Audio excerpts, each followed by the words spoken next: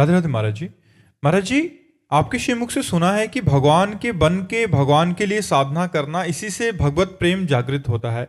महाराज जी, हम भगवान के लिए अपना सर्वस्व कैसे दें, उनका कैसे बने महाराज जी, उस कैसे साधना करें? नाथ सकल संपदा तुम्हारी, मैं सेवक समेत सुत नारी। केवल हमारी भावना बदलनी है। ये सब कुछ भगवान का पहले भी था, अब भी भगवान का है, आगे भी रहेगा। झूठ से हमने अपना मान लिया था, वही भूल मिटानी है, वही असत भावना मिटानी है, और कुछ नहीं। सब कुछ आपका ही रहेगा। जब भोग लगाते हैं तो वो पदार्थ नहीं रह जाता, वो प्रसाद हो जाता है। लेकिन जब हम बिना भोग लगाए पाते हैं तो वो पदार्थ रहता है। पदार्थ में गुण दोष रहते हैं और प्रसाद में वो निर्विकार रहता है। तो जब हम अपना मानते हैं तो कर्मों का भोग भोगना पड़ता है, और जब प्रभु को समर्पित हो जाते हैं तो भोग भोगते हुए भी वो निर्विकार स्थिति को प्राप्त होकर मोक्ष या प्रेम को प्राप्त होता है।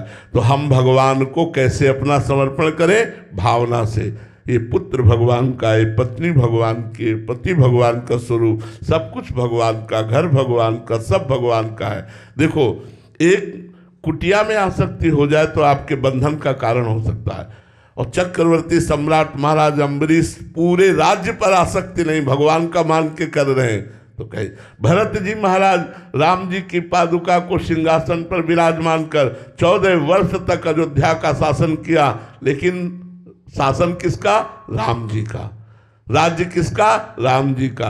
भरत जी क्या समझते थे? मैं सेवक हूं और पादुका जी राजा हैं, उनकी आज्ञा मांग मांग करके पूरे नगर का शासन करते थे। ऐसे ही मैं सेवक समेत सुत नारी, अगर ऐसा भाव है, नाथ सकल संपदा तुम्हारी, तो पूर्ण समर्पण है। समर्पण का मतलब ये नहीं होता कि हम कहीं कुछ लिखा पढ़ी बदल दें। कुछ देने लेने की जरूरत नहीं, केवल भावना बदलने की जरूरत है।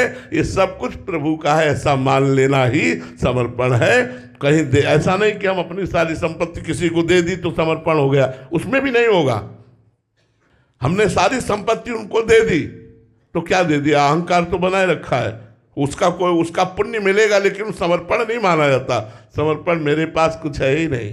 तो दियम वस्तु गोविंदम तुभ्यमेव समर्पय। हे भगवान, आपने जो कुछ हमें दिया वो सब आपका है नाथ, मैं तो केवल सेवक हूँ आपका। ऐसी भावना रखकर चाहे राज्य चलाओ तो भी कोई परेशानी नहीं, वो भगवान का समर्पण ही माना जाता है।